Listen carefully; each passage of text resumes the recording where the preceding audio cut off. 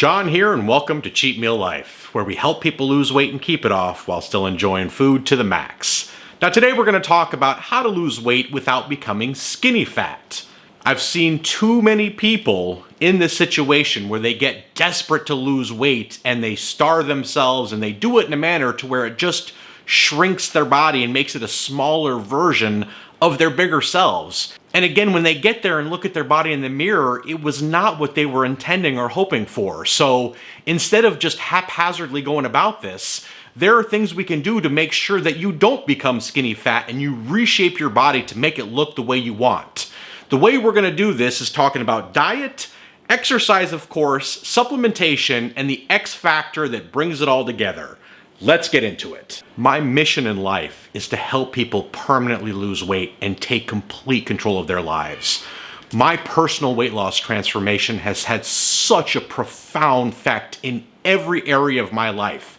If I can help just one person achieve that, it will make all the work and effort completely worth it.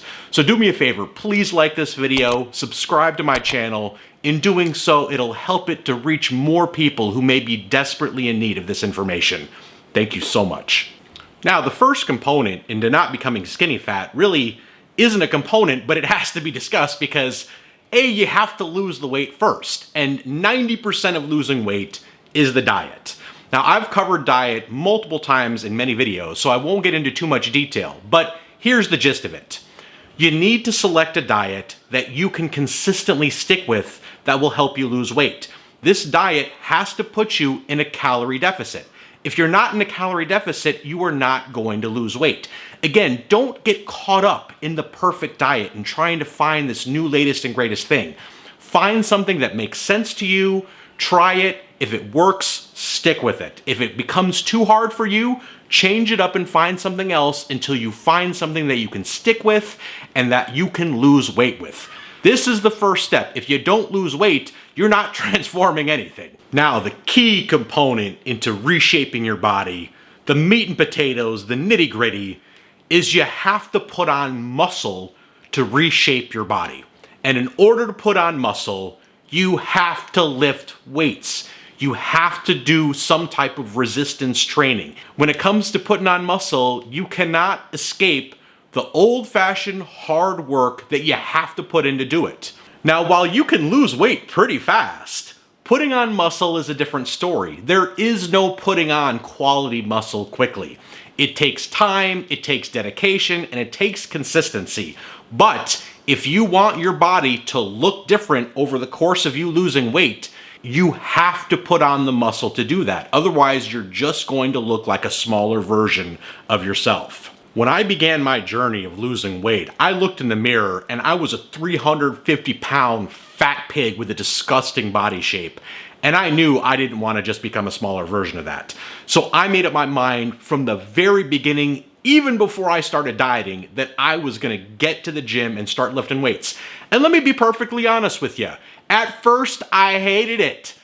I was lifting weights, I was pumping iron, I was doing all I could, and after almost a month of progress of hard work, I look in the mirror, and sure, I lost some weight, but I couldn't tell any difference. And you have to get through that initial hump of just going through these motions and exercise and realizing you're not going to necessarily see a whole lot of difference initially. Then an amazing thing began to happen. I started to have a little bit more fun in lifting weights. That second month and third month, building that momentum, and all of a sudden I didn't dread it anymore. I could start to see small changes take place in my body. And I know that may seem like a long time, but believe me, this time is gonna go by anyway. And so you might as well get in there and make those changes. And when you start to notice these little differences in your body, it just motivates you, it propels you to just keep going. And after that time, another month, you start seeing all these different things, and then you become excited to go to the gym. And it gets to the point where it is just a habit. You cannot start your day or complete a day without hitting that iron. Now, the next thing I'm going to talk about is cardio. And I'm going to come out straight up and tell you, I did not do a whole lot of cardio during this whole transformation process. And I'm going to go even further and say cardio is not necessary. Now, some people may rejoice and jump for joy at this news, and other people may completely disagree with me. But let me tell you this about cardio. First of all, there's two types of cardio. We have high intensity cardio or HIIT training, and we have steady state cardio. Now both have their pros and cons. I'm going to cover both of them briefly here too. Let's start with high intensity cardio. Intense cardio training would be like running and things that really get your heart rate up for a period of time. Steady state cardio, of course, is really the opposite. Just regular walking, biking, something that you could do for a long period of time. High intensity cardio obviously is going to burn weight a lot faster, but it's a lot more taxing on the body. It's going to tire you out a lot quicker. The other big con about high intensity cardio is it has an unbelievable effect in spiking your appetite. So doing this type of cardio, while yes, it has its benefits, the effect of it spiking my appetite that much more makes it counterproductive for me. So I did absolutely no high intensity or HIIT cardio at all. Now, steady state cardio, such as walking, this is the primary cardio I did through this time. Now, walking is fantastic. Walking is going to help you burn that extra weight, and it is not going to spike your appetite. That is a great thing about walking.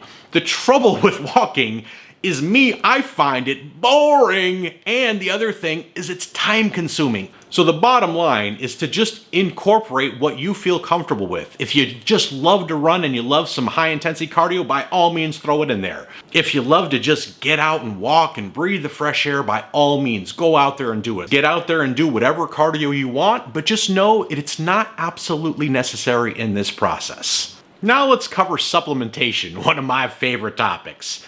Let me tell you straight out, the supplementation industry is one of the biggest scams out there in the market today. When it comes to losing weight, supplements virtually play no role whatsoever. Don't waste your money on them. 99% of them are pure trash, okay? What do I take for supplementation?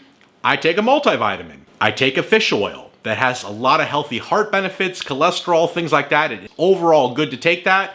I will take some extra vitamin C, and I'll take some vitamin D. Now, most of the vitamin D you're gonna get from just getting some sun, and getting a little extra in there isn't gonna hurt. And that is it. I don't take anything else. Protein powders, fat burners, I just don't do it. Just remember, the supplementation industry preys off of people's desire to get something for nothing.